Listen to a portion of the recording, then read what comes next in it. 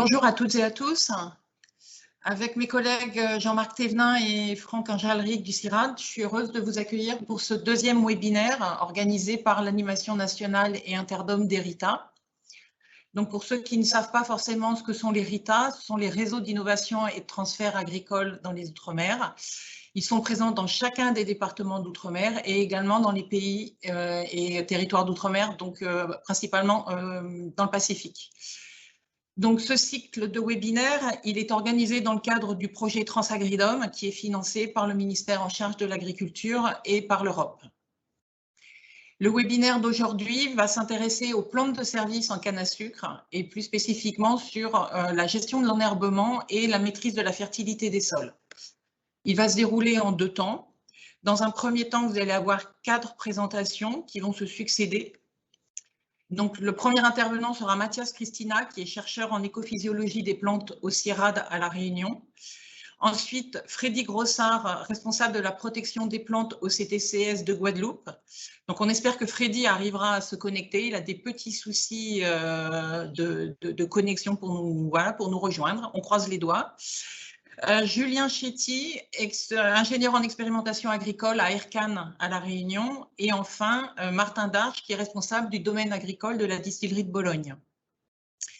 Donc, nous vous invitons pendant les présentations à poser des questions sur le chat qui est modéré. Et les questions, elles seront ensuite posées par l'équipe d'animation, donc par Jean-Marc Thévenin et Franck Anjalric, qui sont en back-office, lors de la deuxième partie du webinaire. Donc, sans plus attendre, je vais passer la main à Mathias Christina. Bonjour à tous, désolé, juste le temps d'activer le partage d'écran. Alors aujourd'hui, en fait, on va surtout parler de gestion de l'enherbement pour être exact, plus dans les questions qu'on pourra discuter de fertilité des sols. Alors d'abord, je vais commencer par un petit peu de contexte. Donc du coup, dans la culture de canne, mais c'est valable pour toutes les cultures, on doit répondre à des nouveaux impératifs sociétaux et notamment, il faut se diriger petit à petit vers une agriculture plus durable, notamment en lien avec les impacts environnementaux. Alors on peut se demander pourquoi en fait s'intéresser à la canne à sucre dans les DOM, puisqu'au final ça représente moins de 0,1% des surfaces cultivées de canne dans le monde, ce qui est finalement très très peu. Mais néanmoins pour les DOM, en termes de surface cultivée, c'est important, puisque c'est entre 30 et 50% des surfaces cultivées, et ça va employer plus de 30 000 personnes au total. Alors, en lien avec les nouvelles réglementations européennes, on doit faire face à des suppressions d'herbicides majeurs, notamment glyphosate et 2,4-D. Et il y a également un plan qui est mis en place, le plan Ecophyto, pour réduire de 50% l'usage des produits phytopharmaceutiques d'ici 2025. Également, une nouvelle demande qui apparaît chez les consommateurs, c'est une demande d'aller vers plus de filières bio. Donc, c'est aussi un challenge auquel la filière canne doit répondre. Et par exemple, en Guadeloupe, il y a un objectif d'atteindre 10% des surfaces en canne bio d'ici 2025. Donc dans ce cas-là, les pratiques agroécologiques, ça peut aider à participer à l'amélioration de gestion de l'environnement et d'aller vers une agriculture plus durable. Alors, quelques principes introductifs sur l'agroécologie en canne. Donc il y a un peu 3 piliers qui sont la réduction des pesticides, l'augmentation de la biodiversité et l'augmentation de la fertilité des sols et de protection contre l'érosion. Donc, c'est un peu les 3 piliers qu'il faut atteindre en canne à sucre. Donc, quelques exemples juste pour vous représenter. Par exemple, aujourd'hui, en termes de réduction des pesticides, on est déjà bien avancé, notamment, par exemple, en utilisant des plantes pièges contre le foreur de tige comme l'Erianthus ou en développant des nouvelles variétés qui vont être résistantes aux maladies. En termes d'amélioration de la fertilité, il y a des possibilités d'utiliser les fertilisants organiques, par exemple, notamment tout ce qui est les résidus d'élevage ou alors même les boues des stations d'épuration. Ça nécessite aussi d'évaluer leur impact sur le long terme. Également, en termes d'amélioration de la fertilité et de protection contre l'érosion, il y a des nouveaux outils qui sont développés, notamment en lien avec la gestion du paillis. Donc, c'est par exemple les transplantations de One-Eye pour la plantation ou alors des outils tels l'aérofaneur qui permettent de mélanger la paille. Et les plantes de service, c'est un levier parmi d'autres, mais c'est un levier intéressant parce qu'il va être multifonctionnel. Il permet de répondre un peu aux 3 piliers. Il peut servir à contrôler la croissance des adventices, notamment par exemple en intercalaire de la canne. Il peut également servir à améliorer la fertilité des sols, notamment en utilisant des légumineuses avant plantation ou en intercalaire de la canne. Et il permet aussi d'augmenter la biodiversité à travers son impact sur les réseaux trophiques du sol ou les auxiliaires de culture. Et enfin, un dernier service, il peut, dans le cas où on met une plante de service qui est récoltable, il peut améliorer le revenu du planteur. Alors, voilà, un premier constat, c'est qu'en fait, il existe aujourd'hui un peu une multitude d'espèces possibles qu'on peut utiliser en termes de plantes de service. Donc, un premier besoin qu'on a, c'est de caractériser les espèces les plus adaptées à chaque contexte pédoclimatique et aussi en fonction des services qu'on attend. Et une fois qu'on a caractérisé ces espèces, il faut les intégrer aux itinéraires techniques en tenant compte des spécificités locales de chaque itinéraire. À La Réunion, du coup, CIRAD, nous, on travaille sur la caractérisation de ces plantes de service. Et je vais vous présenter quelques résultats qu'on a eus. Alors, on travaille essentiellement sur 3 sites, 3 stations expérimentales dans différents contextes de l'île. Donc, on a un site dans le nord de l'île, en basse altitude, et autour de 1200 mm par an qui est irrigué. Un site assez similaire, mais un peu plus chaud, dans le sud de l'île, à bassin plat, où on est autour de 900 mm par an. Et enfin, un site en haute altitude, Colimaçon, où là, c'est en pluvial, puisqu'il y a beaucoup plus de précipitations.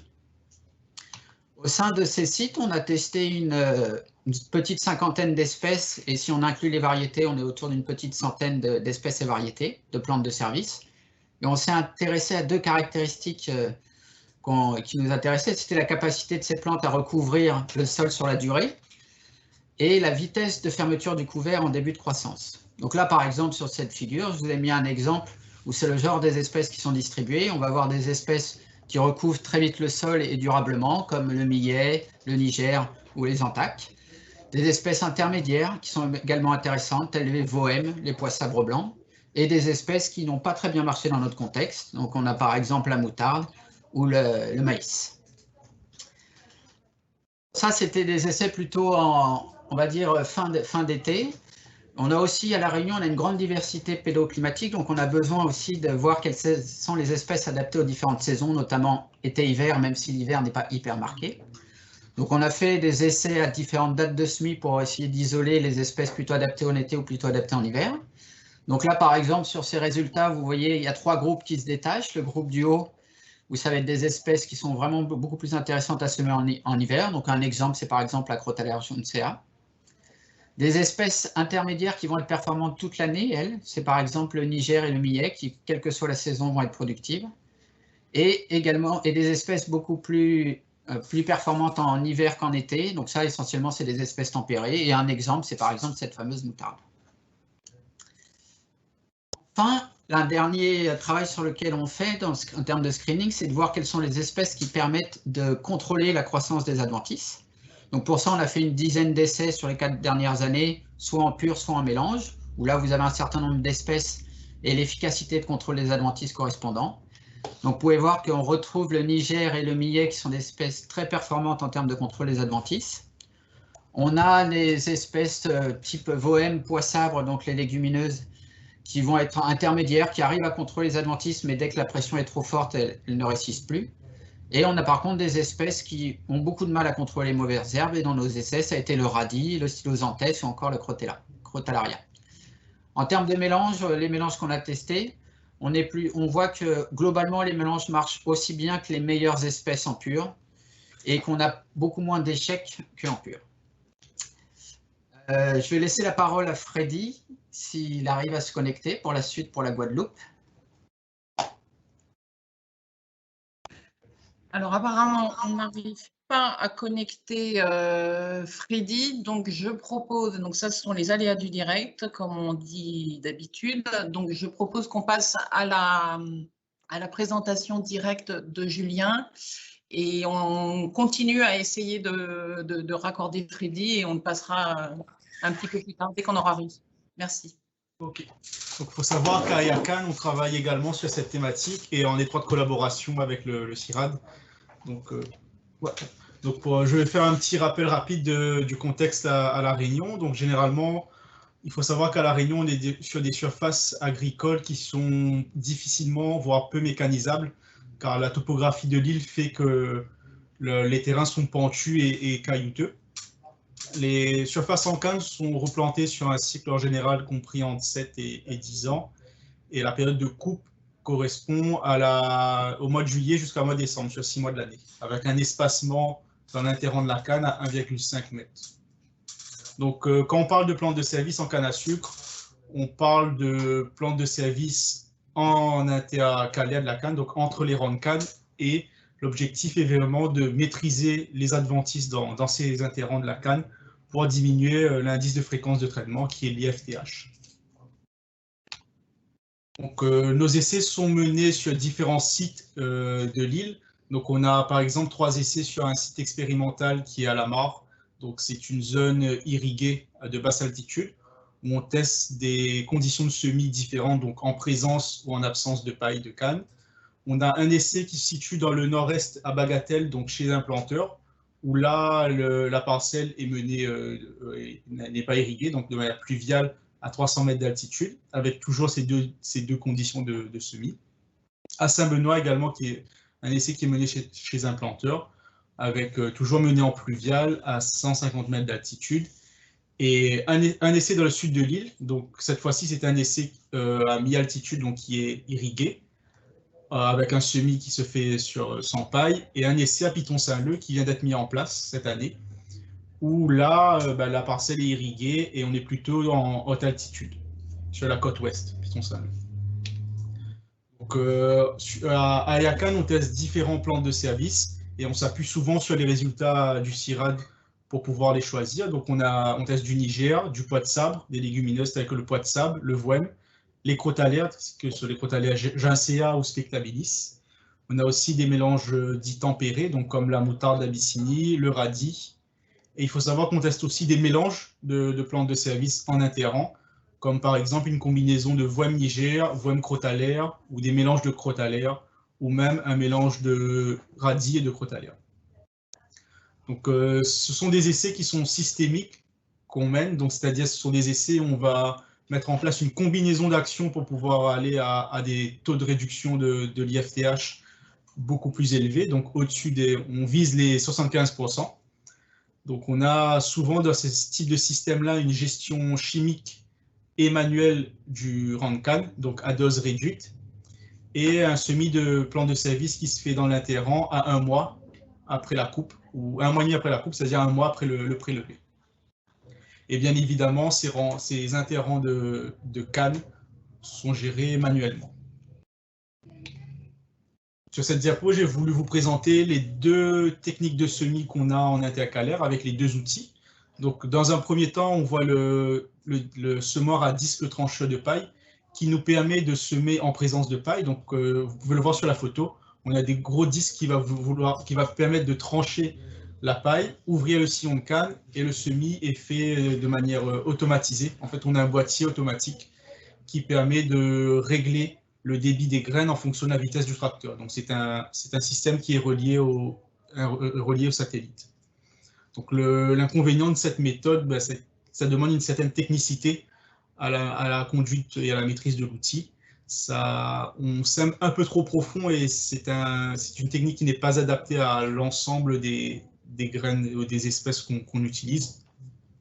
Il faut quand même faire attention au choix de la trémie qu'on utilise, car on s'est rendu compte une année où on avait pris une trémie un peu plus longue et on avait justement pas du tout maîtrisé la densité de semis.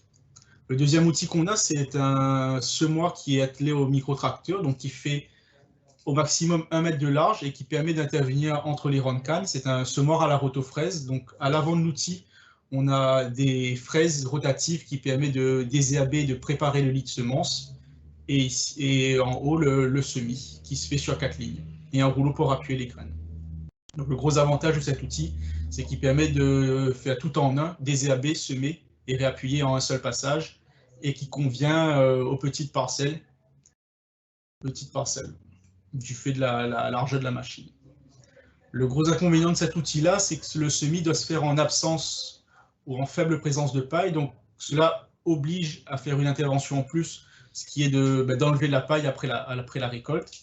Elle est incompatible avec le semis de grosses graines comme les graines de pois de sabre. Et on a une vitesse d'avancement, une vitesse de travail qui est relativement lente, car on est de l'ordre de 10-12 heures à l'hectare. De manière générale, sur l'ensemble de nos essais, on a des résultats qui sont corrects et encourageants sur les variétés telles que le pois de sabre et le voème, avec une bonne maîtrise de l'enherbement sur le rang de canne et une disparition lorsque la canne ferme, donc ce qui fait une destruction de la plante de service qui est naturelle. Ce sont des espèces qui sont très peu lianescentes et qui n'entravent pas le développement de la canne. Mais le souci qu'on peut avoir, c'est qu'on a souvent des semis mécaniques qui sont aléatoires et qui nous demandent de revenir pour venir faire des remplacements. On a aussi des espèces qui sont soumises au stress hydrique. Donc, on s'est rendu compte que dès qu'on avait une panne d'irrigation ou dès qu'il manquait un peu d'eau, elle se développait très mal et elle n'avait pas l'effet escompté.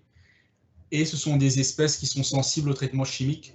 Donc, lorsqu'on traite le rang canne chimiquement, on s'est rendu compte par effet de dérive, les traitements atteignaient ces plantes de service et on avait du coup de la mortalité sur celles-ci. De manière plus globale, sur ce type de système avec plantes de service, donc on arrive à des réductions d'IFTH qui peuvent aller jusqu'à 60%. Ce sont des pratiques agroécologiques comme l'avait énoncé Mathias en introduction. Et on a aussi une possible valorisation de ces plantes de service-là en azote. En termes d'inconvénients, on n'a pour le moment pas identifié de maîtrise, on va dire, de maîtrise alternative sur le rang de canne à part l'arrachage manuel. Les techniques de semis et de techniques de semis de plantes de service demandent un temps supplémentaire et un coût supplémentaire pour le planteur et aussi une certaine technicité.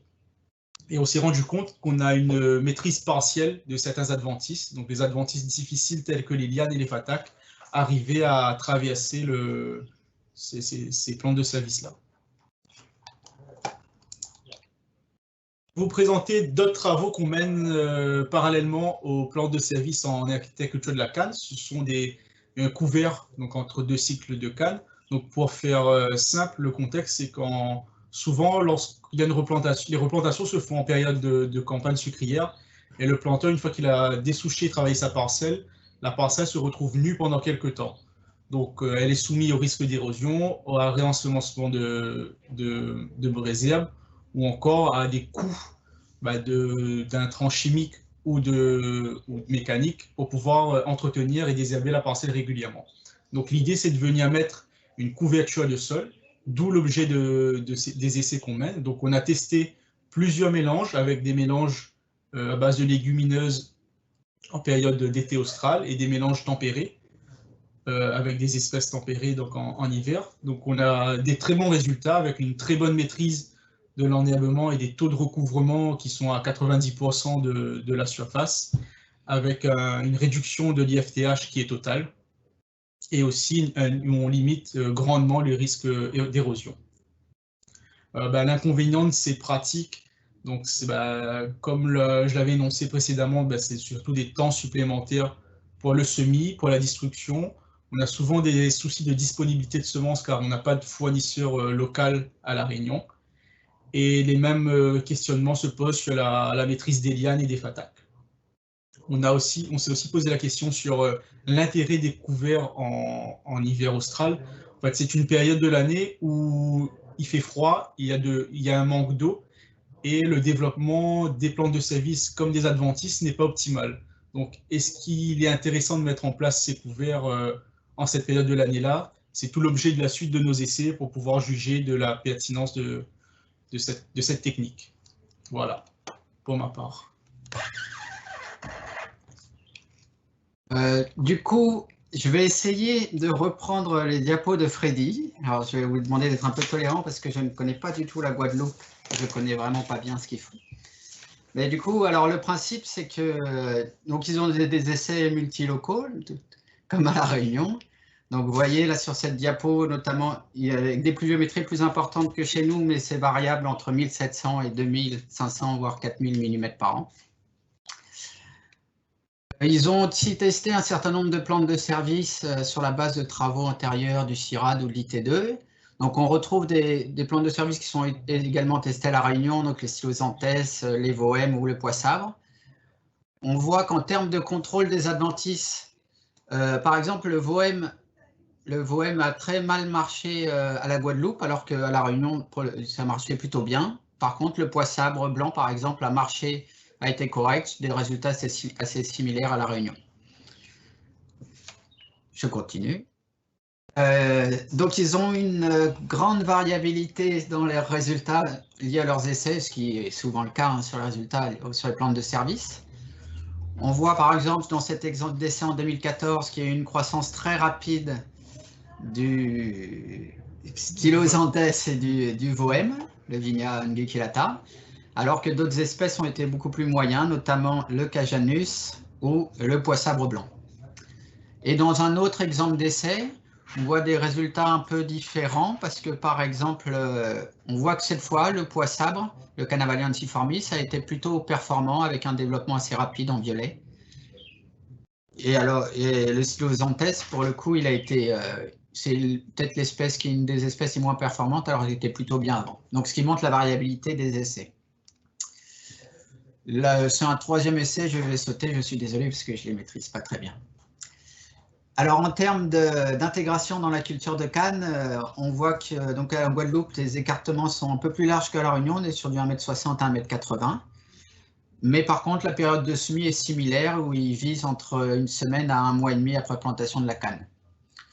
Ils utilisent également différents semoirs pour semer les plantes de service. Donc, vous avez ici quelques exemples. Donc, des microtracteurs semoirs monograins, ou alors des semoirs qui permettent de semer plusieurs espèces à la fois, les semoirs multigrains. Alors, le rouleau Falca, je ne sais pas trop ce que c'est. C'est un outil généralement qui peut être des AB interne. OK. Alors après, il voulait présenter une espèce par espèce un peu plus en détail. Donc là, en fait, je ne vais pas m'appesantir là-dessus parce que je ne maîtrise pas trop. Et peut-être que Martin pourra parler des différentes espèces qu'il a testées chez lui et qui marchent ou pas. Donc, mais ça, si vous voulez plus d'informations sur ces espèces en Guadeloupe, vous pourrez tout simplement contacter Freddy. Donc, il y a beaucoup de travaux sur la Crotalaire argentea, le Canavalia ensiformis, le Cajanus cajan et le Stylosanthes guyanensis. Donc, je vous invite à contacter Freddy pour avoir plus de détails. Et je vais laisser maintenant la parole à Martin, qui va également nous parler de Guadeloupe. Bonjour à tous, eh ben, tu t'es bien débrouillé Mathias. Martin Darche, je suis le responsable agricole de la distillerie de Bologne. Alors peut-être avant de commencer, vous présenterez brièvement la distillerie. La distillerie, elle est située à Basse-Terre, donc on a 2 sites de production qui sont répartis de part et d'autre de la soufrière, avec des conditions pédoclimatiques qui sont très différentes. D'un côté, on a 2000 mm de précipitations annuelles. Ça, c'est du côté de Capesterre. Et à Basse-Terre, là où se trouve la distillerie, on est de l'ordre de 1500 mm de précipitation. On utilise différentes variétés de cannes, aussi bien sur le premier site que sur le deuxième site de production. Au total, on a 5 variétés de cannes réparties sur 150, enfin plantées sur 150 hectares de canne d'exploitation. Avec des rendements qui oscillent entre 68 tonnes hectares et 110 tonnes hectares. Alors, slide suivante, Mathias. Et alors, la stratégie de Bologne dans la gestion de l'ornement, elle s'inscrit depuis 2017. On a commencé à réfléchir sur comment diminuer notre consommation de produits phyto, et notamment par l'utilisation de plantes de service, que sont les crotalaires et diverses autres qu'on a sélectionnées cette année. Slide suivante, Mathias. Alors, on a commencé, comme je vous le disais, en 2017 avec une première parcelle qu'on a passée en conversion à l'agriculture biologique, 7 hectares de notre SAU. Puis 2018, première implantation des plantes de service avec de la crotalaire en pur. Ça a été initié dans l'interrand de Cannes, sur une parcelle qui était en conversion, puis une maîtrise un peu meilleure l'année suivante avec la mise en place de jachères améliorées, cette fois-ci avec du Canavalia et du crotalaire en mélange. Puis après, cette année, on s'inscrit dans une démarche environnementale un peu plus forte avec l'obtention d'un nouveau label. Et l'objectif d'ici 2023, c'est d'avoir 10% du domaine de l'exploitation en cannes certifiées bio, sachant que l'ensemble de nos cannes de notre production est dédié à la production de rhum pour la distillerie, enfin produit par la distillerie. Alors, le matériel qu'on utilise, on s'est doté en 2019 de 2 micro-tracteurs avec différents attelages, notamment, alors là, illustré en photo, on a un semoir monograine, dans lequel d'ailleurs qui porte mal son nom puisqu'on fait du mélange. Ça marche relativement bien sur des graines de même densité. Et on a sur la photo juste en dessous, on a un micro-tracteur sur lequel on a fait un girobroyeur qui nous a beaucoup servi la première année. Et depuis, on s'est doté d'un rotavateur et d'un rotobêche, qui nous permet de passer pendant 6 mois de l'année dans nos intervents de canne. Voilà. Le tracteur fait à peu près 1,10 m de large et les différents attelages, ça aussi entre 1 m, 1,10 m, ce qui nous a fait modifier nos distances de plantation. On était à 1,60 de distance et on est passé à 1,75 à 80 pour nos parcelles gérées en agriculture biologique. Ce qui nous permet de passer jusqu'à très tard dans l'année et justement d'avoir une gestion optimale de l'enherbement. Slide suivante, Mathias. Alors, première utilisation des plantes de service. On utilise les plantes de service en jachère ou alors en interculture. C'est-à-dire qu'on va laisser, quand on replante à peu près tous les 7 ans.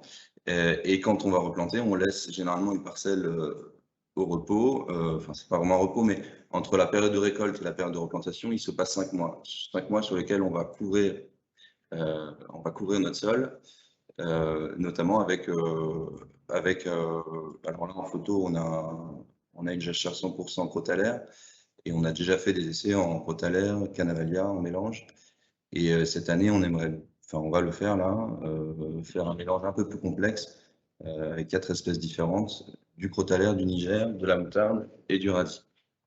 Sachant que ça a été essayé en petites parcelles d'essai. Là, cette année, on va lancer ça sur une grande jachère qui fait 4 hectares.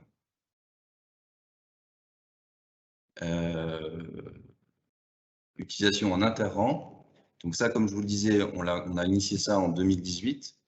Et depuis, on utilise cette pratique sur environ 10 hectares de canne chaque année. Et pour l'instant, on n'est pas suffisamment rodé, donc on utilise ça on a opté pour un recouvrement avec juste de la crotalaire, dont on connaît bien le cycle de croissance.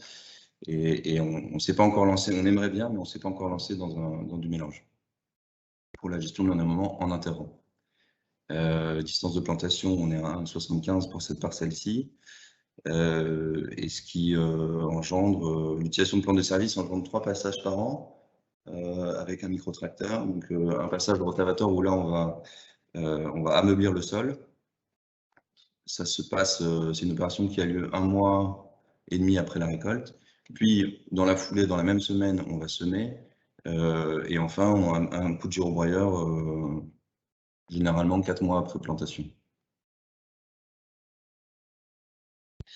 Voici en photo notre parcelle expérimentale qui fait un peu plus d'1 hectare, qui est irriguée. On peut apercevoir des mâts d'aspersion. Donc c'est une parcelle qui fait l'objet d'un stage qui est en cours. Donc les résultats ne sont pas encore posés par écrit, mais on a déjà des prémices de ce qui a bien marché. Donc on a morcelé cette parcelle en plusieurs parcelles élémentaires et on a essayé différents mélanges et notamment un mélange qui fonctionne très bien, qui va être utilisé justement sur notre parcelle, sur notre jachère. C'est le mélange dont on parlait un peu plus haut avec du crotalaire, du niger et moutarde et radis. Celui-là nous donne des bons résultats, c'est de l'ordre de 70% de recouvrement, ce qui nous permet ce qui nous évite un passage manuel de désherbage manuel. Donc les espèces qu'on a testées sont le niger, le radis, la moutarde brune, l'acrotalaire, le canavalia. Je crois que j'en oublie pas. Et si, le haricot. Voilà, notre grosse difficulté ici, c'est l'approvisionnement, comme ce qui a été dit un peu plus tôt, un peu comme à La Réunion, ce qui a été dit par Julien. On a des difficultés pour trouver les semences et pour rester dans des ordres de prix raisonnables. Alors là, c'est quelques résultats sur cette slide ici, c'est quelques critères qu'on a retenus pour mesurer la pertinence du recouvrement. Donc il y avait le pourcentage de recouvrement, la vitesse de germination, la diversité des adventices présentes et bien sûr le temps de travail et le coût. Pour l'instant, c'est une pratique qui reste, un itinéraire agricole qui reste quand même très coûteux. Et on s'est amélioré depuis 2018. On a réussi à diminuer les coûts, mais on reste dans des coûts assez importants. Et ici, vous avez en photo un mélange de crotalaire, Niger, qui a bien fonctionné, mais qui malheureusement se fait attaquer. Là, on est à 2 mois après 2 mois après semis. Et on est au stade où le recouvrement était de l'ordre de 80%. Et au-delà, la plante, le crotalaire commence à dépérir et surtout se fait attaquer par des chenilles. Et ce que je n'ai pas précisé, mais oui, on est en parcelle irriguée, donc on est en saison sèche, parcelle irriguée. Voilà. Alors, nos difficultés, comme je le disais, c'est approvisionnement et le coût des semences. On fait venir la plupart des semences par avion. Et alors, pour le canavalia et le crotalaire, on est nos propres producteurs de semences. Et c'est aussi étrange que ça puisse paraître, on arrive à être assez compétitif en production en étant nos propres producteurs. Deuxième difficulté, multiplication des interventions. Alors c'est un des désavantages, si je le comparais aux produits phyto, c'est qu'on a multiplié nos interventions par 3, par 4 sur certaines parcelles, parce que la préparation, on a des sols qui sont assez compacts, donc on doit préparer le sol avant le semis, plus il y a le semis et enfin la destruction. Troisième difficulté, c'est le contrôle de la montée des graines. Pour l'instant, on n'est pas encore, on n'a pas une pleine connaissance de la période de germination de nos plantes utilisées. Donc, il faut être en permanence vigilant pour détruire le couvert avant germination. Et enfin, gestion des progresseurs. Donc, je vous le disais, on a des attaques régulières de chenilles et de foreurs. Ça, c'est sur nos cannes. Mais je me demande si on n'est pas en train de créer un habitat pour le boa. En plantant en installant ces plantes de service et ce couvert assez dense. Et voilà. Et bien, merci beaucoup. Donc, merci à vous 4. Maintenant, je vais passer la parole à Jean-Marc qui a recueilli des questions. Jean-Marc. Bonjour à tous. Donc, on a plusieurs lots de questions. Donc, je vais commencer déjà par la demande des consommateurs en bio. Donc, Mathias, tu nous as précisé qu'il y avait une demande croissante des consommateurs. On aimerait savoir si elle concerne plus le sucre ou le rhum. Martin nous a dit que côté Bologne, c'était plus la production de rhum.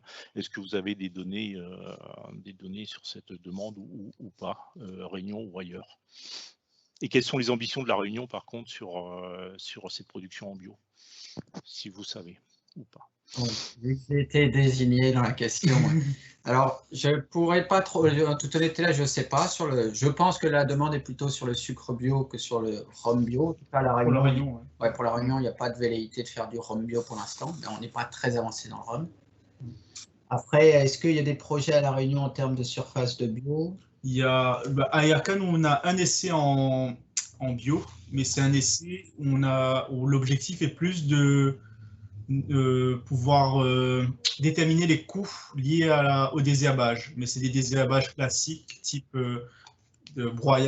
fauchage dans l'interrang mécanique, donc, et de l'arrachage manuel. Donc on a plus un essai bio, mais avec des techniques, on va dire, classiques qu'on a actuellement. Et le but de cet essai-là, c'est vraiment de chiffrer le coût supplémentaire du désherbage, mais pas des essais à proprement parler bio en grandeur nature. Un seul essai bio à ma connaissance, et il y a la Chambre d'agriculture de La Réunion qui met en place en ce moment des essais en bio chez des planteurs, mais j'ai pas vent de ce qui se fait ou des résultats. C'est tout récent. Tout récent, ouais. Ok, merci. Alors justement, tu as parlé de coûts. Donc j'aimerais savoir, enfin, ou les auditeurs aimeraient savoir s'il existe déjà des fiches techniques sur les itinéraires techniques à adopter, et s'il y a un calcul des coûts qui a été fait, ou si c'est encore en cours d'évaluation. Alors en fait, dans le cadre du projet, en fait, cette année, on a pu travailler sur un outil par le biais d'un stagiaire, un outil qui permet d'évaluer et de comparer technico-économiquement nos divers systèmes et les comparer avec un système chimique classique. Donc pour le moment, non, on n'a pas les coûts, mais ça sera fait à l'avenir, vu que l'outil existe maintenant, donc ça sera fait dans les prochaines années. Et d'ailleurs, l'outil peut être trouvé sur le site du RITA, qui s'appelle OTCAS. Et il peut être utilisé, je pense même en Guadeloupe d'ailleurs. Je ne sais pas, parce que je sais pas si c'est en Guadeloupe, parce que les paramétrages du revenu de la canne, je crois qu'ils ne croient pas à La Réunion. Donc peut-être pas utilisable autre que La Réunion. Il faudrait que je demande à Lizzie. D'accord, merci. Julien, je crois que tu vas garder la parole, parce que Freddy ne peut pas répondre non plus de son côté. Donc plusieurs questions sur les itinéraires techniques. Est-ce que quelqu'un a observé, mesuré la compétition qui pouvait exister entre la canne à sucre et les plantes de service? Deuxième question, qu'est-ce qui... Alors, peut-être pour Martin juste après, mais qu'est-ce qui vous amène à prendre la décision d'arrêter l'exploitation d'une parcelle et de la mettre en jachère? Et de troisième ordre là-dessus, l'approvisionnement en semences. Martin, tu as dit que vous produisiez vos semences, au moins de Canavalia, si je me trompe, en local. Est-ce que chacun peut espérer pouvoir le faire? Quid des petits planteurs éventuels, et quelles sont les perspectives de mise en place d'une filière éventuelle de production de semences? Donc Julien peut-être en premier, puis après Martin. Okay. Donc dans un premier temps, pour répondre à la question sur le rendement, donc sur nos essais, on va jusqu'au rendement. On mesure et on compare le rendement entre les modalités avec plante de service et le témoin. Ce qu'on se rend compte, c'est qu'on n'a pas de différence significative en termes statistiques, mais on a des tendances à la baisse pour les modalités avec les plantes de service. Et peut-être que je laisserai Mathias compléter, car il y a une synthèse qui est menée en ce moment par le CIRAD et qui essaie justement de déterminer ce lien ou cet impact de la plante de service sur le rendement.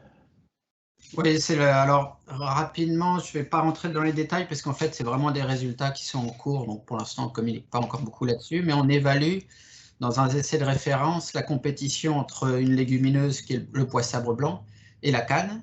On regarde la compétition pour l'eau. Donc a priori, quand ce n'est pas irrigué, il y aurait une compétition pour l'eau, mais pas avec un impact vraiment, pas sans impact sur le rendement, mais il y a bien une diminution des stocks en eau. On regarde aussi la compétition pour l'engrais. Quand on met de l'engrais, on peut... là, en fait, la quantité d'urée, par exemple, prélevée par la légumineuse est très faible. Donc, ça n'a pas d'impact sur l'efficience d'utilisation de l'urée de la canne. Et on regarde aussi un peu la compétition pour la lumière. Mais là, comme de toute façon, on sème la plante de service un peu plus tard, la compétition pour la lumière, c'est plutôt la canne sur la plante de service. Donc, on est sur des résultats préliminaires, mais on n'a pas encore d'explication très claire de pourquoi et quand exactement on aura un impact sur le rendement. Donc, j'en dirai pas plus. Du coup, j'enchaîne avec les autres questions, c'est ça? Et après, on laisse. La deuxième fois, c'était sur le cycle, le choix de la replantation, c'est ça? Donc, moi, je ne suis pas planteur, je suis expérimentateur, mais je me doute bien que les planteurs, ils décident de replanter quand le rendement de la canne chute. Donc, c'est pour renouveler les souches et réaugmenter les rendements. Et bah, c'est lors de cette période de replantation que nous, on profite à Yakan pour mettre en place ce type d'essai-là chez les planteurs. Je pense que Martin, qui est lui plus le côté exploitant, pourra en dire davantage sur ce choix et ce qui motive la replantation. Et la troisième question, c'était sur l'approvisionnement de semences. Donc ici à La Réunion, donc on a, comme Martin le disait, nous aussi on produit nous-mêmes notre propre poids de sabre, car on n'a pas de fournisseurs locaux qui fait du Canavalia. Et les années antérieures, on avait un fournisseur qui était à La Réunion et qui faisait justement ce lien et qui nous permettait de nous approvisionner en semences. Mais il s'est arrêté cette année parce que le marché n'était pas et le business n'était pas rémunérateur. Du coup, on se retrouve sans fournisseur et on est obligé de commander en métropole ou en Europe. Voilà. On est un peu dans l'embarras aussi. Ça nous freine un peu maintenant au transfert de cette méthode. Conseiller ou continuer des essais sur les plans de service, mais en n'ayant pas de fournisseur local, c'est compliqué.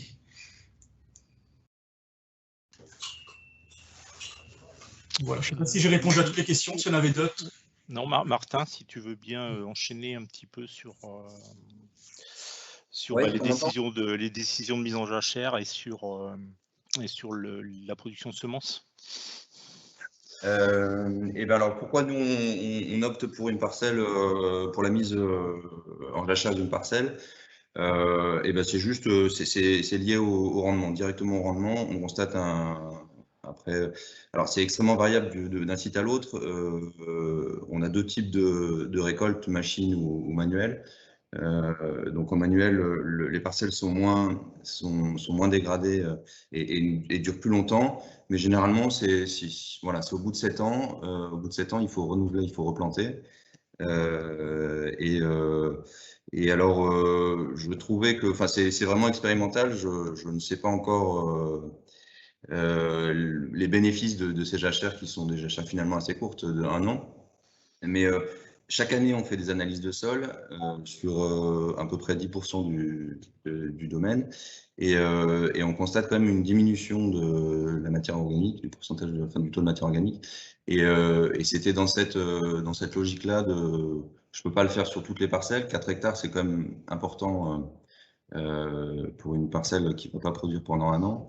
Mais voilà, c'était cette parcelle-ci et particulièrement enfin voilà, on constate que au cours des 10 dernières années, pardon, au cours des 10 dernières années, on est passé de 4% de matière organique à 2%, et c'était dans cette logique de redonner de la matière organique.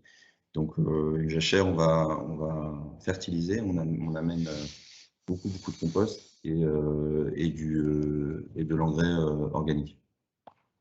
Donc on ne fait pas rien plus l'installation d'un couvert. Et alors peut-être pour répondre sur la question sur l'appro des semences, nous on a une entreprise qui est bien équipée et qui approvisionne surtout la filière banane en plantes de service. Donc ils ont une dizaine de variétés qui sont spécifiques à la banane et qui ne conviennent pas forcément aux cannes. Et donc, on n'a aucun problème d'approvisionnement sur la crotalaire, mais pour ce qui est canavalière, impossible d'en trouver. Et le reste, c'est, je pense notamment aux vignerds qu'on a voulu essayer, c'est des prix qui sont un peu délirants. Donc, voilà, on a dû faire aussi, enfin, le choix des plans de service qui a été fait, c'est aussi basé sur le. D'accord, merci Martin. Alors après, j'ai quelques questions assez, enfin très précises, je dirais, sur les itinéraires culturaux encore. À quel moment, par rapport au labour, vous semez les plantes de service quand vous faites une nouvelle plantation? quel est l'intérêt de passer le rouleau FAC pour ralentir ou détruire la crotte à l'air? La meilleure saison pour l'implantation de la crotte à l'air? Martin en premier? Oui, alors je ne sais pas si la question est posée pour... Tu parles pour la Guadeloupe, Guadeloupe. parle pour les Antilles. Bon, pour la Guadeloupe, la récolte a lieu, c'est inversé par rapport à la Réunion, donc on récolte de février à juillet. Et c'est à peu près à cette période-là qu'on va installer les plans de service. Nous à Bologne, on commence à semer les plans de service à partir du mois d'avril, et les dernières parcelles détruites, enfin les destructions du couvert, c'est en septembre, en période cyclonique. Et qu'est-ce que je peux apporter d'autre comme précision? Je me souviens plus de la question. Mais... Alors, donc ça, ok. L'intérêt du rouleau FAC. Alors, oui. Le rouleau FAC, nous, on n'en a pas, mais effectivement, Freddy aurait su répondre. On n'en a pas, donc on utilise un gyrobroyeur pour détruire le couvert, mais c'est pas optimal parce que le couvert, enfin, l'idée d'un rouleau FACA, c'est de tuer la plante en la couchant, et on maintient un paillis assez important sur le sol. Tandis que nous, notre technique, j'en suis bien conscient, mais c'est du matériel qu'on n'a pas. On va gyrobroyer, donc c'est-à-dire qu'on va hacher très finement la plante de service, et ce qui fait un paillis qui va se dégrader beaucoup plus rapidement et qui ne couvre pas de façon optimale le sol. Du moins sur une période plus courte, quoi. Julien, tu voudrais rajouter quelque chose là-dessus? Alors, nous à La Réunion, la période de récolte, donc c'est de juillet à décembre. Et le semis de plante de service, quand c'est en intercalaire, donc en interrant de la canne, c'est sur cette période-là, et c'est généralement à 1 mois et demi après la récolte ou 1 mois après le prélevé. Et dans les essais où on a le couvert entre 2 cycles de canne, la période la plus propice qu'on a vue pour la crotte à l'air, donc c'est en été, donc c'est vers octobre à mars. Octobre à mars, où la plante va se développer le plus rapidement et couvrir le plus rapidement le sol. L'autre question, c'était sur... Oui. Le rouleau FACA. Nous, on n'en a pas de rouleau FACA. On va faire l'acquisition, donc je ne sais pas quand, dans les années à venir. Et on vous dira plus à ce moment-là. D'accord, merci. On n'a pas, avec les espèces sur lesquelles on travaille, donc le pois de sabre et le voème, on n'a pas de souci de destruction de récolte, parce que ce sont des espèces qui disparaissent à la fermeture de la canne. Donc à la fermeture de la canne, la plante va être à l'ombre, et elle va mourir de manière naturelle. Peut-être une toute petite limitation sur la crotte à l'air à La Réunion. Oui. On a beaucoup d'attaques. Je ne pourrais pas dire exactement par quoi, mais on a très souvent la crotte à l'air ne marche pas parce qu'elle est attaquée. Donc c'est juste pour dire que c'est peut-être pas la plante miracle pour La Réunion. D'accord. Mathias, donc en lien avec ce que tu viens de dire, les bioagresseurs ont été évoqués, enfin des attaques de bioagresseurs ont été évoquées sur certaines plantes de service, et est-ce qu'il y a un préjudice à la canne à sucre?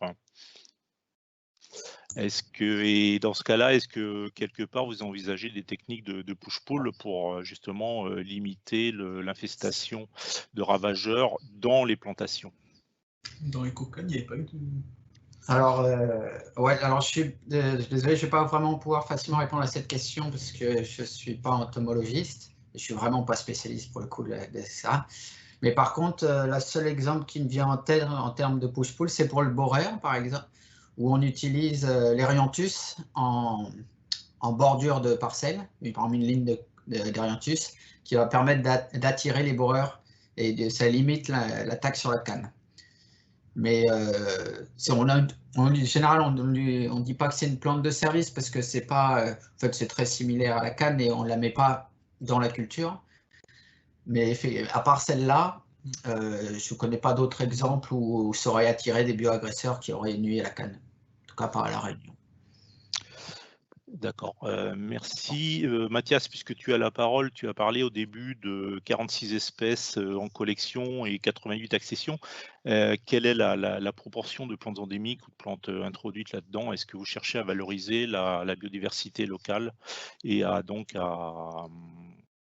caractériser des plantes locales pour leur utilisation comme PDS? Alors, l'objectif, ce serait clairement d'aller vers des espèces locales. La collection, quand elle a été construite initialement par un chercheur chez nous qui s'appelait André Chaban, il a visé large, du coup, il a rassemblé à la fois des espèces locales, les légumes longtemps qu'on appelle, et il a introduit il a fait venir un certain nombre d'espèces pour avoir un peu plus de diversité. Je pense qu'aujourd'hui, on est peut-être sur un quart de local et trois quarts d'espèces introduites à peu près.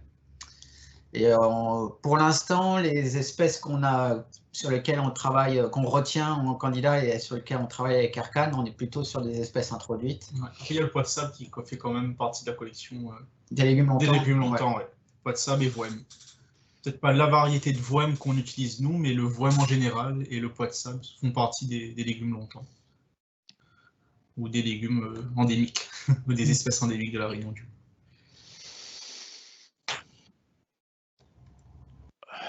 Alors je regarde les questions au fur et à mesure parce qu'il y en arrive beaucoup sur le standard et donc du coup moi je les pose de façon un petit peu décousue maintenant. Alors une autre question sur la gestion des plantes de service mais en plantation installée.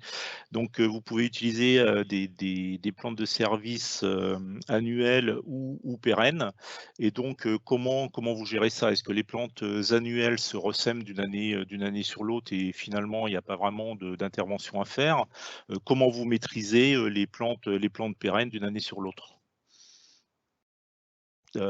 Martin, tu as des éléments de réponse ou c'est trop tôt?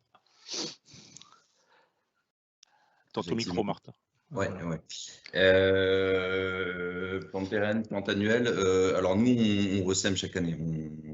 Il y a pas de. On a essayé de favoriser des plantes qui sont présentes dans la banque de graines du sol, donc notamment tout ce qui est amarante, les cloèmes. Mais pour l'instant, on est vraiment au stade d'observation. On ne sait pas encore comment les multiplier ou comment les favoriser leur développement par nos pratiques. Donc c'est du semis. On sème en permanence. Voilà, enfin, chaque année, on sème dans les rangs. Je ne sais pas si je réponds clairement à la question. Côté Ercan peut-être, est-ce que vous avez des éléments? Est-ce que dans vos essais, forcément, j'imagine, vous cherchez à améliorer la gestion des plantes, des plantes de service? Oui, ben on se concentre sur les espèces annuelles, justement. L'idée, c'est d'avoir des espèces qui disparaissent à la fermeture de la canne et qui n'entravent pas la récolte, parce que la majorité de la récolte à La Réunion se font manuellement. Donc c'est sûr, si on a une plante type Crotalea qui disparaît pas et qui pourrait entraver la récolte, quoi. Donc l'idée, c'est vraiment de travailler sur des plantes annuelles qui disparaissent à la fermeture de la canne. Et on a très peu de... Je pense que je vais mettre en place un essai à Piton-Saleux. On a de l'uséane qui est pérenne, si je ne me trompe pas. Mais là encore, j'ai pas de données là-dessus. On n'a pas ce souci-là de gestion de la plante de service pour les pérennes, du moins. On ressème en fait chaque année. Alors, on va repasser peut-être à la thématique du bio ou de la filière HVE. Est-ce que le passage en bio vous a amené à changer éventuellement les variétés de canne? Est-ce que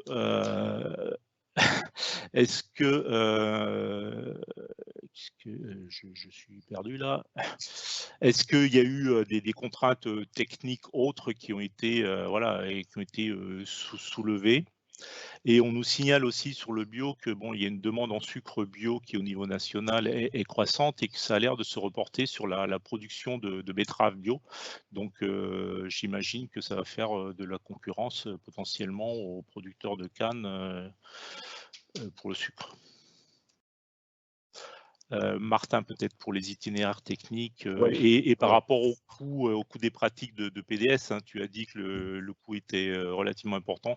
Et est-ce que dans cette optique de vendre du rhum bio, le coût sera compensé? Alors nous, on arrive effectivement à... On crée, enfin, on produit un produit une production à valeur ajoutée importante, donc on s'y retrouve. Après, si c'est à des fins sucrières, je ne pencherai pas sur la question, mais pour répondre à la question sur le passage en bio, oui, on a dû changer de variété. Ça fait partie de la réglementation du bio, enfin du cahier des charges du bio. On a implanté une variété qu'on ne connaissait pas dans notre exploitation. Et oui, alors là, peut-être une mise en garde sur...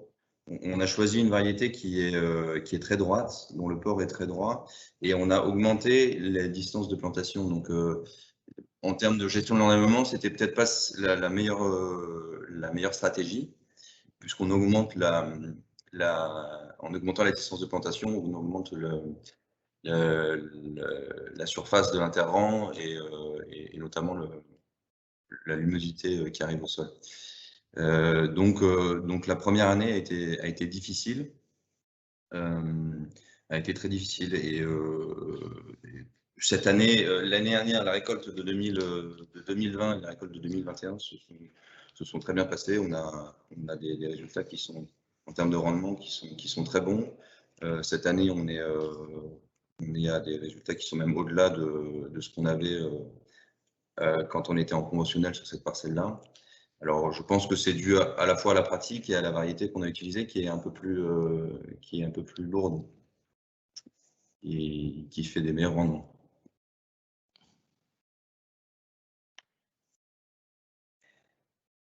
Merci.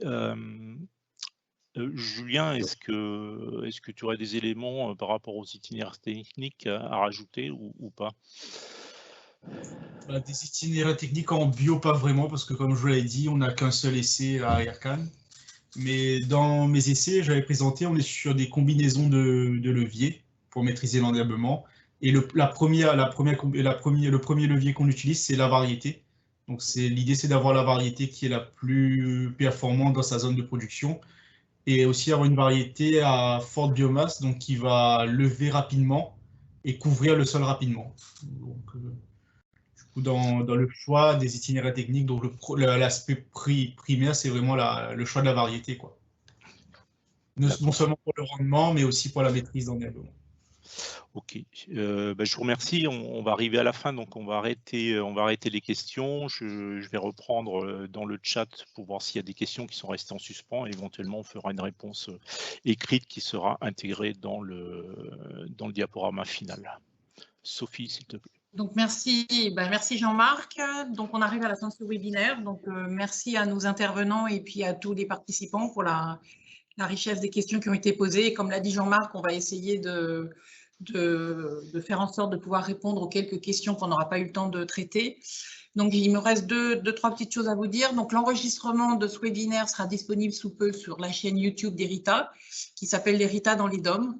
Donc, si vous aviez reçu l'information pour vous connecter à ce webinaire, vous recevrez automatiquement le lien que vous pourrez diffuser. Le prochain webinaire maintenant aura lieu le mercredi 15 septembre, toujours à 13h30 heure de métropole. Et là, on abordera une présentation de ferme pilote de démonstration aux Antilles pour accompagner la transition agroécologique. Donc, on change un tout petit peu de domaine. Vous recevrez prochainement aussi l'information pour pouvoir vous inscrire. Et on vous invite évidemment à suivre l'actualité d'Erita sur le site coatis.rita-dom.fr. Il nous reste juste à vous souhaiter de passer un très bel été. Merci à tous et à toutes et à bientôt.